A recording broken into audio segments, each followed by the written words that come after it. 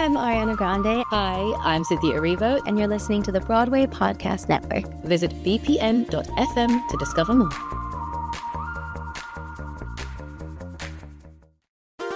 There's a cat over here.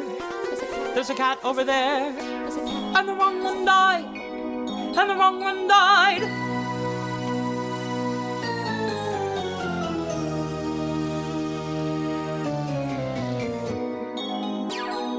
Welcome to The Wrong Cat Died, the podcast breakdown of the catastrophe. I'm your host, Mike Abrams, and today we have another amazing guest. He starred on the most recent tour of Cats. At first, he was a swing, and then he was Pouncival, and then he was a swing, and then he was Mungojerrie. And honestly, I'm just excited to hear about all of them.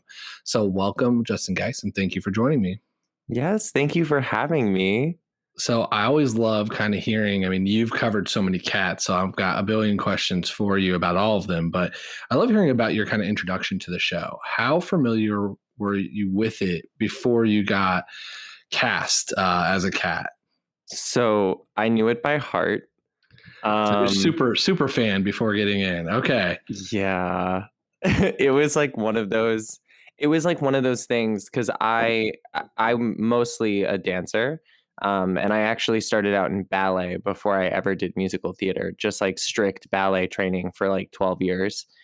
And the way that I got into dancing was through cats because I saw how hard they were dancing and like how impressive it was that they could like have that stamina. And I was like, that one, I want to do that one. And I wanted to be the white cat so badly as a kid. It was all I wanted, to be Victoria. It was just like the dream. So I was obsessed with that show and then went to see like a ballet production. And then that was it. I was like, dancing, this is what I'm doing for my whole life. So did you become obsessed with the VHS? Oh, yeah. Okay. VHS. So 1998 VHS, you're watching it over and over. How old were you about when you became obsessed with it? I would say it was like right around the time when like I was coherent enough to like speak. Was like right when my mom would play the soundtrack for me and then show me the movie. So like then by the time I was like 4, I had a Walkman with the CD in it, and that was all I did. Was I would walk around with my headphones on and sing it at full blast. Wow. So 4 to 5-ish, you're singing Cats all day. And this is your mom. It sounds like it's your mom's fault who played it for you. Fully her fault. Oh yeah, like 110%. She loves musical theater. She loves performance. She like majored in like vocal performance and stuff when she was in college and all that stuff. And she loved it. And then she bestowed that love upon me as well through the form of Cats. That's amazing. So when was the first time you saw it live then? If you're obsessed at that age, I guess, did it come through town? Were you able to when were you able to go see it? So the first time I ever saw it live was actually the revival on Broadway. I hadn't seen it before. That's well after, it sounds like. Yeah. So I was in love with the show. I would watch the VHS probably like once a year. If not like 2 to 3 times a year. I would just like sit down and be like, all right, annual Cats time, like around like Christmas, because Christmas was always a time when, I'm doing Nutcracker all the time, forever and ever. And I'm doing 80 shows of it. And I just need to watch something that like fuels my soul so that I don't I can't hear Nutcracker anymore. And I would always watch Cats around like that sort of time to sort of like get me in love with dancing again. But the first time I saw it like live was the revival, and the overture started playing and I just started sobbing. And, they like run through the audience with the flashing eyes. Not prepared for that. So they run through the audience and they flash at me and I'm crying. And the cat just grabbed my hand and then ran away. Just as like a little like, I can tell you're so excited to be here. Like, get ready. It's really cool. Do you know who it was? Do you remember? I think it was Rumpelteazer, but it could have been Jelly. I just saw like a lot of yellow. So it could have been like Jelly Lorum or maybe even like Demeter. But I was up in the mezzanine, so I think it was Rump because I think she ran through the mezzanine. It's like a little bit of foreshadowing for you. Yeah, honestly, truly, yeah. Like, I'm going to grab your hand and then we're going to be doing this number for a long time. A long time. I love it. So you were obsessed. You got to see it. Tell me about like the casting process, because that's got to be almost a lot of pressure with how much you kind of love the show, being in that whole process. Yeah, so I was also non-union when I auditioned. So like, I know you talked to my boyfriend Dan about like his audition process, I'm sure, and he was like, I went in twice and then I got cast. Like, that was great. I had like 2 weeks of going in like almost every day. And every single time I went in, I was like, I can't wait to get cut, but I'm so excited to be here and just be taking like a free class. I just looked at it as taking like a free class where I got to be a cat. Like, that's so cool. It's free. Why would I not go? Yeah. And then every single time I never got cut, and I messed up like all the time. There was my first time singing in front of Andy Blankenbuehler.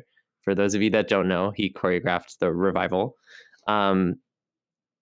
I had sides for a dressing of cats, and they were like, sing either the tenor line or the baritone line.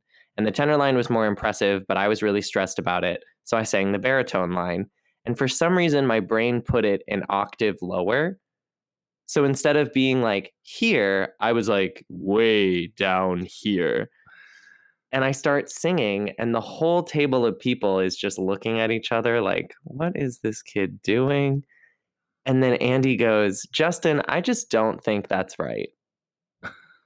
And I was like, mortified. I said, what's the first note? And then the pianist plunked it out. And I was so embarrassed that I said, oh my God, I'm so sorry. Can I just, and then I walked out of the room and I walked back in and I said, hi, my name's Justin. How are you guys doing today? And everybody laughed. And at that moment, I was like, either I'm getting cast or I'm getting cut. And there's no going back, because I just messed up so bad. Like, either they love me and my personality enough that they want me to continue, or that's it. Wow. What a story. And that wasn't it, as you weren't cut. So you get cast as a swing, and you covered, tell me who you covered, because there was a pretty good list. Ooh, I covered Pouncival, I covered Tumble Brutus, Alonzo, Coricopat, Mistopheles, Skimbleshanks, Mungojerrie, Tantamile, just in case I ever had to. They said, just like watch her in case. And then I also covered the booth. So I did everybody, basically. Basically every dancer that you could. Yeah, it's almost easier to be like, I didn't cover Monkey Strap and Tugger. And tell me about what it's like learning all of those tracks, especially as a dancer. I mean, they're all different dance numbers. Everyone's in a different spot at all times, and it's a very intensive show. Like, it's incredibly. The athleticism it takes to do that throughout an entire show, let alone knowing like 7 different tracks. It was definitely something that took some getting used to. I had never swung a show before either, so I didn't know like really a process that like worked for me, and I found it, like, luckily for me, very quickly into the rehearsal process. I know some people didn't find it till later, so at the first part of the rehearsal process they struggled a little. I do well taking physical notes. So I still have it. It's a huge binder. It's probably like 2 or 3 inches thick. That's like full of drawn out like pictures of the set, where everybody goes, not just my cats, where everybody goes. And then I have everything color coded. And then I wrote out where, like, what steps everybody was doing on what leg, when they were doing it, with what timing on what count. And I had that put in folders that was also color coded. And then at the back of the book, I had what I called my cheat sheets, which were usually about 4 pages long. And the cheat sheets just had like, this is a canon that everybody participates in. You're on count 4. Wow. So that if I had to go on in 2 seconds, because sometimes like I would literally go on mid-show, and back before I knew all the tracks really well, I would have to like check my notes. And so if I needed to check really quickly, like, oh God, what canon am I on? What count do I do? I had them like labeled. But I found that like a lot of color coding was very helpful for me. And so now all of my cats have colors associated with them. And when I think of the show, like I picture them all in like highlight colors, which is in their color. I love it. So did you do the same type of thing for the actual story or the backstory of cats, or was this purely dance numbers? so for my binder was mostly for dance numbers and makeup. The makeup plots were also done fully color coded and written out in the back. And then for the plot, that was more of me sort of feeling out, okay, so tonight I'm on as Alonzo. I know he's older. I know he's a little bit more like prissy. He's a little bit more like subdued than, say, when I go on for like a kitten. So that was more of like, I'm letting myself have fun in the show and like really feel that versus like, I have to get the step right or I'm going to bump into so-and-so and it's going to be an issue. So yeah, okay. So yeah, that makes more sense. So you just kind of try to get the basic, like, here's the rough idea of that particular cat, but it wasn't necessarily like, okay, I got to be super mindful of this or that, because as a swing, you're just trying to make sure you're keeping the show moving a little bit. Yeah, I was always trying to keep the show moving. Every cat, I'm sure you've been told this a bunch and people already know, but every cat has 3 words that are associated with them. And anytime I went on, I would read those 3 words like over and over and over and over. So that when I went on stage, like, yeah, I'm in the right place, but I also have to portray these 3 words the best that I possibly can. Because otherwise you're not performing, then you're just doing You're just steps. dancing. Yeah. You're just doing whatever. But I think that's what was really fun about swinging was like, I got to be Alonzo, who maybe wasn't as much of a fan of a certain cat. So I got to like sort of give the cold shoulder to somebody for a show. And then like next, the next show, I would be a kitten. And then I would be like, okay, cool. I love everyone. I'm just excited to be here. That's kind of fun. What were Pouncival's 3 words? Do you remember? I don't remember. I think one of them was like electric or like energetic, because I remember that was a really big thing, was him being like, at least for me, being the youngest cat and also the youngest cast member on the tour. Pouncival was like my favorite track to go on for all the time, because it felt very like natural to just be like full of this like energy of like, okay, it's time to go. I'm at the ball. Let's go. Let's do it. Let's do the thing. I'm ready to go. What was the rest of like, did you ever, since you got to be Pouncival, like not as a swing, did you come up with a backstory for Pouncival? Like that's a cat I don't know as much about. And so I'm trying to figure a little bit, like I'm hoping you can educate me on a little bit more about what I need to know about Pouncival.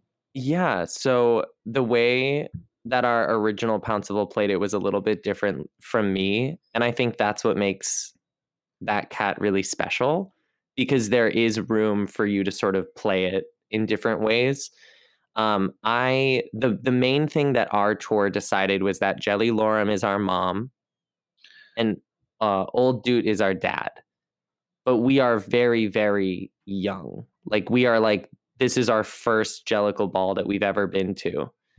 So we haven't gotten... Who does that include? You as Pouncival, and which other kittens have Old Doot and Jelly Lorem? I think it was Tumble Brutus too was also there, and it would have been Carbuckety, but we didn't have a Carbuckety in our production. Okay.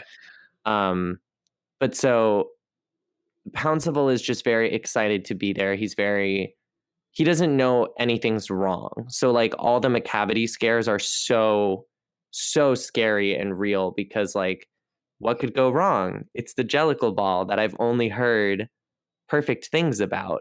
So anytime I was, there, you're prompted to be like, this is a scary point. Like I would genuinely freak out. Like I would send myself spiraling, because I'd be like, oh my God, what's happening? Oh my God, oh my God, oh my God, like all the time. Because that's kind of how he felt. I always had a very strong connection, not just because we were best friends on tour, but to Monkey Strap, the character. Pouncival really looked up to him as like in any version on the tour. Pouncival really looked up to him as like a leader, someone that he could follow and sort of take like a mentor. Sort of views Monk as like a mentor, if that makes sense. So in your eyes, do you see Pouncival as like the third in line after Monkey Strap? Potentially. He's definitely in line. I think there are other cats that are older than him that might serve better, like Tumble. Tumble might serve a little bit better. In other productions, Carbuckety is definitely older and would be more in line. But Pouncival is definitely being groomed to sort of be that leader, but he's unaware. He's blissfully unaware. Okay. He's just such a baby. I like it. So he's obviously just happy to be there, enjoying the show. What is Pouncival's reaction, in the scary moment of Grisabella coming back? He doesn't know. He doesn't know her. He's heard nothing about her except that she's old and gross. So, he's sort of being told like all these different things. Like some of the younger kittens are saying like, oh, she's like diseased, but like you can mess with her. Like go over and like Mungojerrie is like, go over and like scratch her. Go over and like scare her. Like that's totally fine. But then like these people that you look up to are saying like, don't go near her, don't touch her. But you don't really know who she is. By the time she was gone and left, you weren't even born. Yeah. Like I don't know who she is, so I'm kind of curious. Pouncival's a little curious as to like who Grisabella is, but doesn't really have any sort of negative or positive feeling, more just a general curiosity of like, what are you? and so no real take from your mom and dad being able to kind of, who definitely know her. Yeah, that progresses as the show does. So like her first entrance, I'm a little bit more curious because I'm like, oh, who are you? I don't know who you are. Let me try to go say hello. Oh no. Oh, I shouldn't. Don't do that. Mm-hmm. Okay, cool. Because then Jelly is very like, don't touch her. Do not go near her. Monkey Strap is like, nobody go near her. This wicked woman. So then I think Pouncival gets kind of scared because why am I not allowed to go near her? What happened? Mm-hmm. No one's explaining what happened. Everybody's just like, don't touch her, which becomes very scary. So I think like during the ball, then when she comes up, I was always very scared of her because it's like, now I don't know who you are. I've never seen you before. No one's ever spoken your name to me, really, ever. And now I'm being told that I can't go near you. These are all bad things. Yeah. Yeah. I mean, completely. And I think that's, it's kind of interesting every time I talk to somebody who's covered, especially some of the cats that I haven't really done as much detailed research on, like the perspective from that, like the show from that lens. Mm-hmm. I want to pivot to now Mungojerrie's perspective because it's very different. It's first of all, it is an incredible dance feat. Like that was what I was mesmerized when I saw, because I also saw the revival first. And I just remember seeing that dance number, that very catchy song stuck in my head for days after, but also just saying, wow, these two, like it was that and the White Cat. Like those are the dance numbers. As a non-dancer, non-singer, was just like, wow, that was fun to watch. That was an experience to watch as someone who could never even remotely move and do any of those things. Yeah. So, what were Mungo's 3 words? Do you remember his, or at least one of his? One of them was like cheeky, or it was something to the extent of like cheeky or like sly, along those lines. Like he's never actively doing anything bad. And if he is, he's not. Why would he do something bad? He's always like gaslighting people. Like, of course I wouldn't do that. He's a very sly, intelligent cat who portrays himself in a light of, I'm just like hanging out and doing whatever, but he's smarter than that. And everybody knows that he's more intelligent than that. So that's sort of my like lens of him. And what's doing that perspective like, especially after, you know, you just talked a lot about Pouncival, which is very curious and scared, and now it's like, I know exactly what's going on. I'm probably causing half of it. Like, what is that pivot like for you as an actor? It was really fun. Like my favorite weeks on tour, they were exhausting, but like my favorite weeks on tour were going like, okay, well, today I'm Pouncival, tomorrow I'm doing Alonzo, third day I got 2 Misto shows, and then fourth day I'm doing Mungojerrie into a split track. Like those were my favorite weeks because I got to experience so many different sides of the show, like that I would never have the pleasure of doing if I had just played one cat. But I really loved going specifically from a kitten to Mungojerrie. And the reason was because Mungojerrie is like a teenager. So he's not a kitten. He's not like a little kid. He's been to the Jellicle ball before. He knows what's up. But he's not old enough yet to sort of like have a really good conscience of like what he's doing. So he's just messing with anyone and everyone. So like anytime they're like, who do you think should go up there? He's like, me, obviously. Like, no, it's not going to be you, dude. And he knows that, but just putting his hat in the ring, because he can. Why wouldn't I do this? I deserve it. Or like going up to the kittens and being like, hey, you should definitely go scratch Grisabella. You should go do that. It's going to be good for you, I promise. So it was kind of fun going from like a really curious, tiny, like newcomer to this like very like egotistical, borderline like super narcissistic cat who just wants to ruin the world. He just wants to watch it burn. It's really fun. It did feel like and I don't remember if does Mungo wear a collar? Or is he that does wrong? have a collar. It kind of feels like he's the like teenage rich kid, like from a family that can afford to do, like he can kind of do what he wants. He doesn't need to steal, but he's going to steal. He's going to try to push everyone's buttons. And then, you know, he kind of gets this like very showy dance number with his, you know, with his girlfriend, that they have fun. And so I definitely got that vibe, which is, it's fun to hear that that's exactly like the way that it's written, which also shows just how good of performers everyone is to like also kind of to portray that. So where does he fit in this like whole, he tries to take a spot, like he tries to take a shot at like, hey, I'm up for the running, but he's clearly not. Is he just trying to mess with everybody, or is he truly trying to be the Jellicle choice?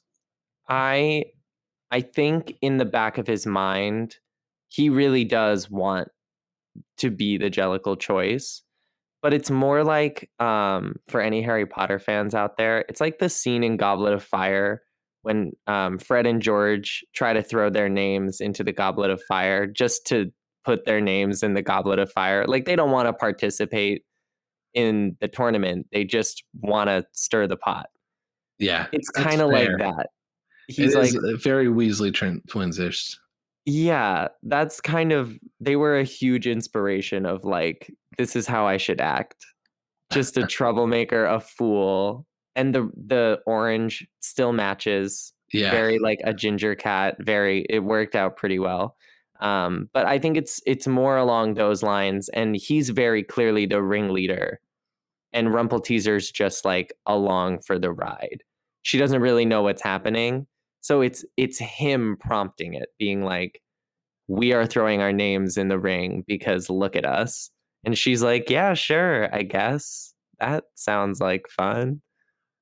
What family tree did your cast play for Mungojerrie? Like, who are his parents? Do we know? Did you ever talk through that? In my head, Mungo's parents are not with us anymore. Okay. I liked to play it sort of as like, his parents were kind of gone already. And then Jenny would take him in. So Jenny was sort of like an adoptive parent that he didn't really ask for. He's like that teen that's like acting out because his parents died. Interesting. So, okay. I don't think that has a rumor that I have seen, which I like. I always like anytime we can create new rumors. So he's an adopted by Jenny, and that's part of maybe the trauma of what causes some of the outbursts. Okay. I'm a fan. As someone who's seen so many different lenses of this show, I mean, you've got all of your colors that you've prepped. How would you explain the plot to somebody? Like to someone who hasn't seen it, they're going to go see it for the first time. They just loosely know it's cats. Basically me before I went to see it the first time. Like what would be here's what you're going to go see? So I would probably explain it in the most blunt way possible, which is it's kind of just a show of introductions. So it's a show where there is this magical night once a year where all these cats that are very special and for some reason are a little humanoid all gather in a junkyard, and they decide who in the cult is going to become this choice, this magical person that gets to enter this special place. And then you just meet everybody. So every song, you're meeting someone new, you're discovering something new, and along the way, we are just letting you in on it. Like, you're not supposed to be there. So as a human, you should, if you ever feel uncomfortable, you should. Yeah. You're not supposed to be there. It's just for the cats. We're just letting you live in it with us. And then as the plot progresses, you'll see who they decide to pick, and the tribe picks instead of the leader in this one instance. Okay. I like that. It's very kind of simplistic of like, don't worry, don't overthink it. You're just going to get introduced to everybody. Just be happy you're there. And then we'll kind of give you a little bit on why you're getting chosen, like why the person is chosen. Because I feel like that part of the plot is very clear to people of like, yeah, okay, so they all chose Grisabella because she's this trodden cat that needs it. Mm-hmm. You know, they're like giving back to the community or whatever by doing this. And it shows that like, if you have heart, you can achieve things, you know, whatever, that good, happy plot. Whereas like the other subplots of like Mungojerrie's parents being dead, like the audience doesn't necessarily know that or need to know that in order to enjoy the show. And I always add in, I'm like, if you're a fan of dance or you're a fan of just like pushing the human body to its limit and you love like watching people do that, this is the show for you. It's interesting to hear you say that, because that is where I struggled with it. Not in that sense, but in the sense of like, I really like a clean story, a plot. And I appreciated like all of the other pieces you just mentioned. I was like, oh, that was incredible to watch. Like that is peak athleticism with people in the top of their field, you know, like that is in a feat to see. But I was also sitting here, and this podcast exists mostly as a joke, but it did start from no, I don't think that this introductions and choice wasn't my favorite way of finishing this. And I don't think I really even fully understood most of what I watched. I was like, yeah, I'm at a cult tribe where I thought they were going to like start drinking juice at the end and they were all going to die. And then I was like, oh no, then it felt very contest-ish. Like each person's going to do their number to like make their case, which I feel like is probably more accurate. And I was like, well, there's a bunch of these that probably didn't make a case at all. There's some random kidnapping scene in the middle. The judge is forced to stay on stage during the intermission, which really threw me off. And then we pick at the end with the song that I knew, like the one song I knew very well. And so it is that like kind of, okay, if you're going to go to enjoy the dance numbers and like the true like nuance of it and the set design and all the other stuff, like it is incredible. But if you are someone who likes to watch an introduction, a conflict and a resolution, a climax and a conclusion, it's not the show for you. It is 100% not the show for you. There's a lot that's in there that's like hard to grasp, like why it's happening. But like as a performer, or if you've seen it 80 times, you're like, yeah, obviously he's getting kidnapped by Macavity. But it's like, that's not clear to literally anyone else. For sure. And I think that's what I've enjoyed about these recordings is I would have never thought about Pouncival's parents. I would have never thought that Mungo's parents are dead. Like I would have never thought that. But now if I watch the 1998 movie again, I have a little bit more depth to say, oh, interesting. I could see that. And I think that that's a part of this show that like I wish was a little cleaned up. I wish there was a little bit more. I wish I was given a little bit more of the backstory. And it didn't take me 80 times seeing it to be able to piece all together, or just talking to every single cast member I can to have them tell me how they played it. But I think that that's a piece that I would have, for me, not for like, I'm not trying to tell Andy and Andrew Lloyd Webber and everyone else on like how to change a show. But for me as a viewer, that's something I would have appreciated more.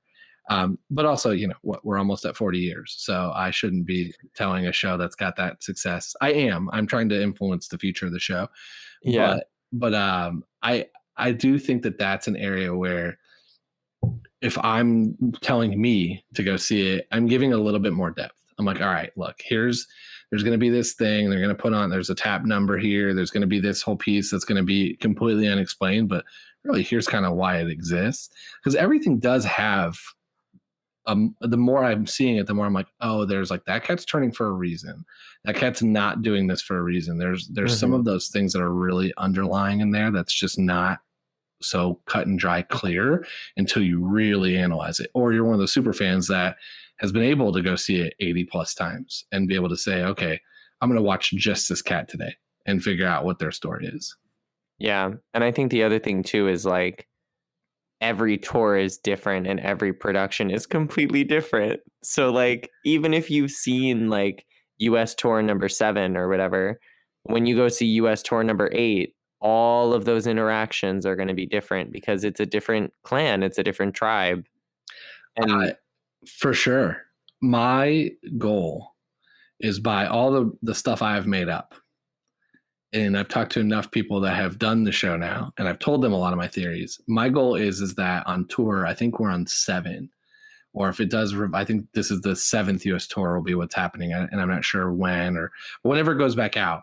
I want enough people to have heard this, or me have talked to enough of the right people that it's like, oh, we're going to play it that way. We're going to play one of the rumors that I totally made up, because I think everything I've made up has some, it makes sense. And there's been a lot of piecing these things together. That's my goal. I'm just trying to influence the future of the show. Maybe 1 or 2 tweak here or there, which will never actually make any difference, because in the end of the day, it's like, it's still going to be the exact same show. I'm never going to get the ending to change. But if I can get, hey, these two are going to pretend that they're actually together, or that this is a love triangle, or this type of thing here, and that's where some of the animosity comes from, I will have considered this podcast a success. I love that. I think that's so cool. That's it. That was not my goal when I started this. I just wanted to understand what I watched. And here I am 50 plus episodes later, now understanding what I've watched and saying, okay, there's some plot holes here and we got to fix them. Oh yeah, for sure. And that's the thing too, is like in rehearsals, they always say like, yeah, we know that there's like a plot hole here, but also like that's your job as an actor, is to then fill that hole and make it make sense for you. But that means that every time you do it, that plot hole is going to be, it's going to have a different plug every single time. Interesting. Yeah, that's very true. That is very true. Let's do, actually, before we do rapid fire, you mentioned that you used to watch the 1998 movie every Christmas season or every holiday season. Did you go see the holiday revival movie that they decided to launch? And what were your thoughts on it? Oh boy, did I. I have seen that movie 3 times now. And I personally love it for all the wrong reasons. I think that's the only way people love it right now. I think it's kind of like The Room, in that it is so blissfully unaware that it's not great. It doesn't know. It's so it's living so much in the truth of what it's trying to produce that it has no idea that people are making fun of it. It has, I don't know what to make of it anymore, because when I saw it originally, I was like, there are parts I enjoyed. There are parts I thought were just terrible decisions. And then it just became the butt end of a joke that never is ending. But also, Cats in general has always been kind of that way. It's always been a very easy punchline for theater, like for any time you need a theater joke, because it is so strange at times. Oh, 100%. But as I've like looked back on it now, and everyone's distanced themselves from it, and everyone's like kind of refusing to talk about it, I just wonder how it got to that point. Like, how did they get to the point of where, from what I read the day before, it wasn't even finished?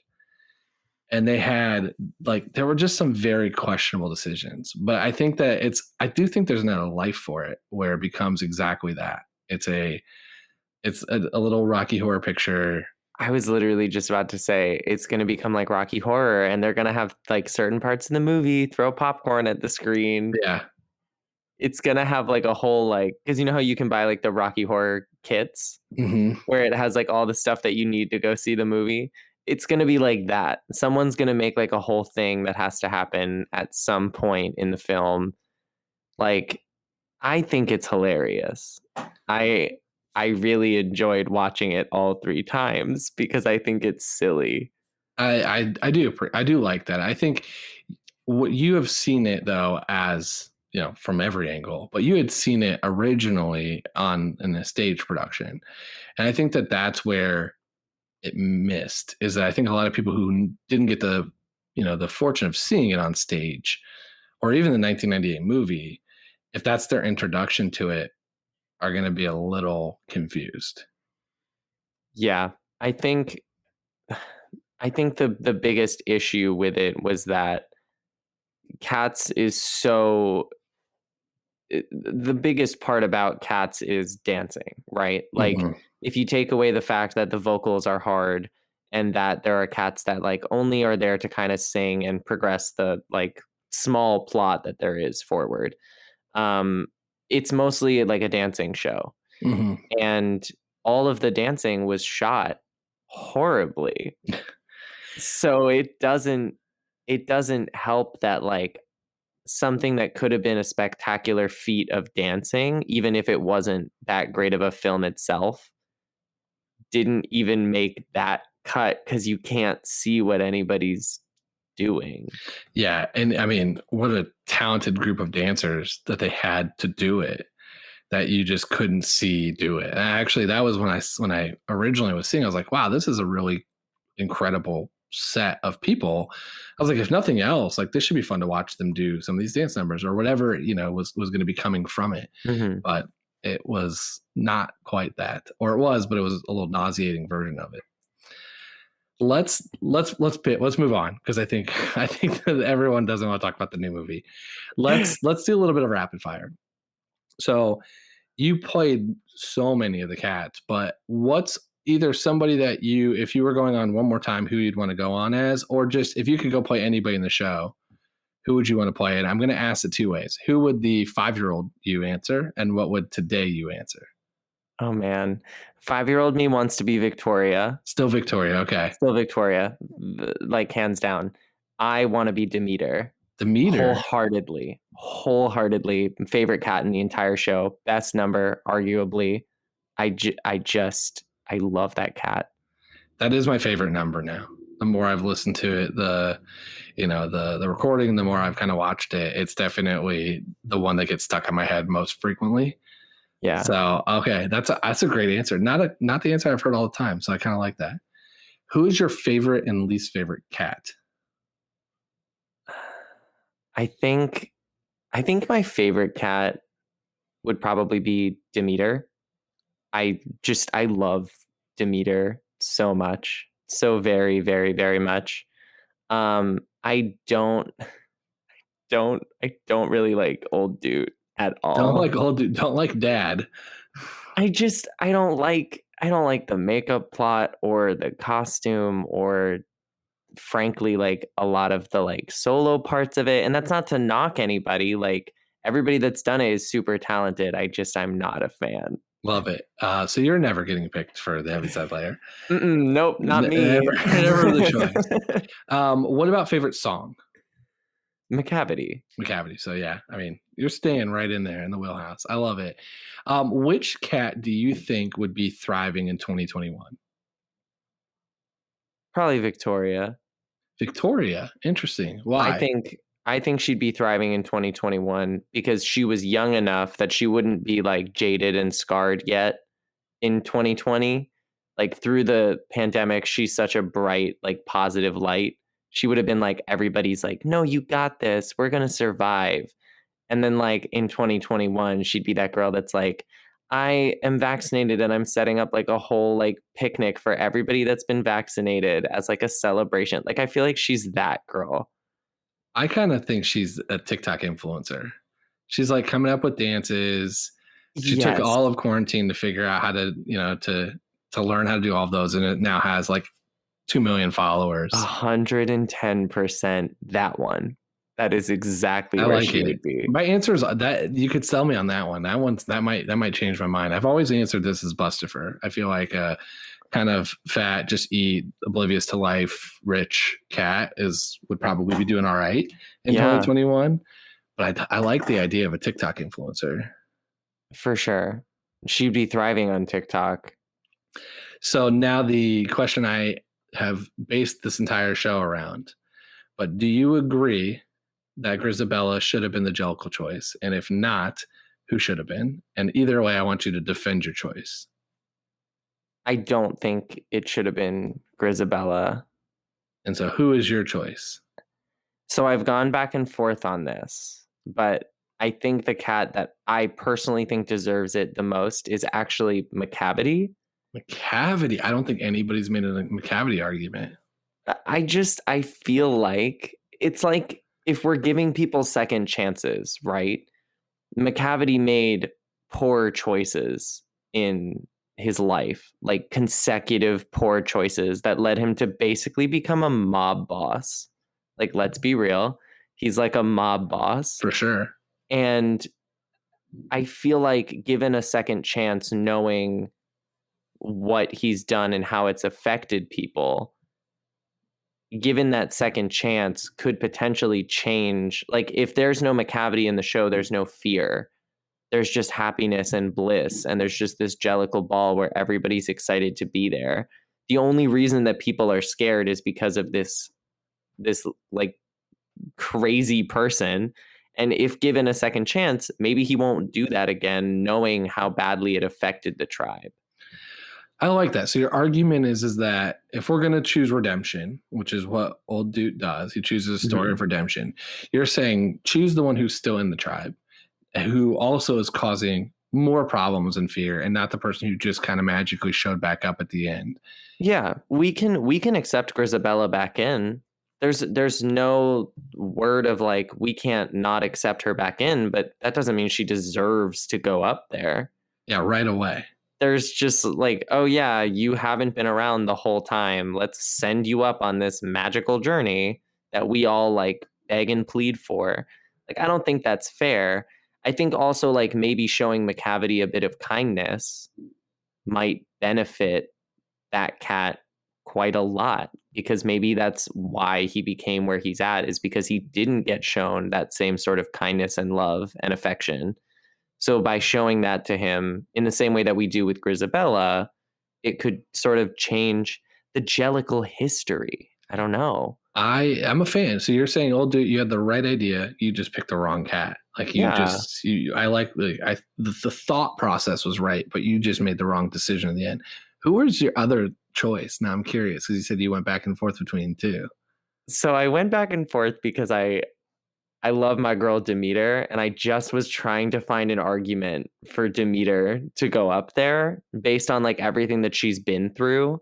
I think that it would be a great choice as well, just because this poor cat has really just seen every dark side of every alleyway that has ever existed and has never been shown like a lick of kindness except by Monkey Strap. Like even the other cats, we don't really interact with Demeter, like ever. Like no one goes near her. Yeah. at all, because she joined this tribe, even though it was like unwillingly. She didn't want to. So it's like I was really trying to find an argument that wasn't like me just trying to pump up my girl. She's got a very dark storyline. She really does. Like, it's so unfortunate. And I was like, it would be great in the same way that like you show affection to Grisabella and then she gets sent up. Like, I think Demeter deserves a little bit of affection, but then I was like, but we can give her that without giving her. Yeah, without murdering her. Without murdering her, snapping her neck and throwing her off the back. Yeah. You know? Yeah, I do. It is, if you think about, like, depends on worth, like who's worthy. It depends on your criteria. And she's kind of only the criteria if you choose like the who's been through it all, like who's been through a lot. But that's kind of the same argument for Grisabella. It's because you kind of assume Grisabella had a fairly Demeter-ish storyline, except for it was so bad because she's older, she left and is now coming back being like, please, it's my time. So I feel like it's hard to make her argument and diminish Grisabella's argument. Exactly. Whereas I do kind of like the Macavity, because you could say he didn't leave. He stayed with us, even though he caused all kinds of problems. But he's been here the whole time causing issues and could use the same redemption. For sure. That is fun. I love anytime someone makes a different argument, because it just shows that, one, that I'm not crazy, that I don't think Grisabella is the wrong cat to die. But it's just also fun to hear different like angles of how people approach it, because there's just so many, which is cool. It's a cool part of the show. Oh, yeah. Tell me about Whispers from Below. Oh, so that is my podcast that I started right after tour was finished. It is a horror podcast, a little bit different from, I think, probably what people expect of me if they know me from Cats. But every week it goes up on Mondays, and I talk about scary things, whether it's like a bad scary movie that I saw and I'm giving play-by-plays and being like, she wore this outfit and she looked awful, she deserved to be murdered in that outfit. Or I'm talking about like a cold case or an anime that I saw that was really scary. I have episodes on like Death Note and stuff like that. Anybody who's like a big anime fan knows what I'm putting down. But yeah, I just like talk about scary stuff every week, and it's fun. It's more of a like me talking to the void, kind of like I am now, of just like rambling on things. So if you enjoy hearing me ramble, that is definitely the show for you. Are you going to be doing a Scary Cats episode? I've thought about it. I had this idea where I was going to do an episode of like the things that you didn't know about cats and all the like actual dark stuff that we got told about like Demeter and Macavity and Grisabella and even like Bomb and like all the stuff that they dealt with to get to the point, or the fact that like it's literally a cult, and then using it as an example to like showcase other cults. I've really thought about it. I just have to like put it together, but it's definitely in the works. I've got notes for you. I've got a lot of notes for you, because I don't think this is a children's show, which I love that we started with you as a 4 and 5-year-old being obsessed. Because I do think there's a lot, as I researched, that I was like, whoa, I did never piece this together when I saw it. And also, wow, there are some dark pieces to this. So I'm sure your notes are better coming, because you have them color coordinated in from Andy Blankenbuehler, and I'm just reading the fan Wikipedia page and fan fiction of of Cats. But there's a lot there. I think you got an angle, especially if you take the newly found theory that I've heard now a few episodes later of, is old Deuteronomy just a serial killer? Which he is. Which is my new favorite theory I've heard from someone from your cast. Yeah, no, our cast was obsessed with this idea that he was just a serial killer. And we used to make jokes that like, because in our production, the tire like lifts up and it's like this huge magical moment. And then Grisabella like flies away. And we were saying like, instead of that, he just like snaps her neck and just throws her off the back. Just like, and she made it. How great. All right. Drink your Kool-Aid, kiddies. Who's up like, next? Let's go. very like Jim Jones vibes from I think old you've got, food. you could go with the dark, with the cults, you could go with serial killers. You got a lot of ways to do a Cats episode. I think so. I think there's a lot of angles for that. So how can we find that podcast, and how else can we stay in touch with you on social media? Yeah, so you can find that podcast on Spotify. It's on like Google Podcasts and like all the places where you find every other podcast. You can find Whispers from Below. You can keep in touch with that podcast. You can either go to the website, which is just whispersfrombelow.com, or you can find the Instagram. It's the same thing, Whispers from Below. It's not taken, luckily. So there's no underscores or capitals or anything like sneaking in there. And if you want to keep in touch with me and my life, it's literally just like my dog and me wearing makeup. That's pretty much my Instagram. It's JUTIN_Geiss, like the animal, because my nickname for a while was Justin Geiss when I was in Houston Ballet like training. So that's what it is. Stick with it. I love it. You never changed it from the initial social media blitz. Well, thank you so much for coming on, for making a new argument for a different cat to die, which is always fun, and for just enlightening me on a few other cats I didn't know as much about. Yes, of course. Anytime. I'll enlighten you on many more cats. I did them all. So.